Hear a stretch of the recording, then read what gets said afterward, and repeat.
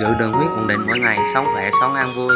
Mọi người có biết đường huyết tăng âm thầm từng ngày nhưng hậu quả thì lại rất rõ ràng. Ở nước ta hiện có hơn 9 triệu người mắc tiểu đường và điều đáng lo là một nửa trong số đó không biết mình đang bệnh. Tiểu đường không gây đau, không gây sốt, vì thế nhiều người chỉ phát hiện khi cơ thể bắt đầu mờ mắt, tê bì tay chân, huyết áp tăng hay tim mạch yếu đi. Thực tế ổn định đường huyết mỗi ngày chính là chìa khóa giúp ngăn ngừa hàng loạt biến chứng nguy hiểm này.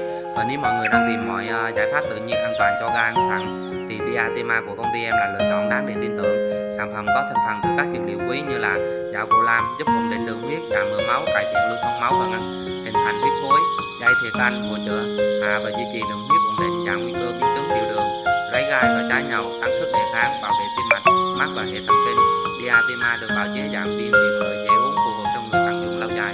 Liều dùng như sau: 6 viên một ngày chia 3 lần nếu đang cần ổn định nhanh, 3 viên một ngày để duy trì chỉ số đường huyết ổn định. Đừng đợi đến khi biến chứng xuất hiện mới bắt đầu quan tâm.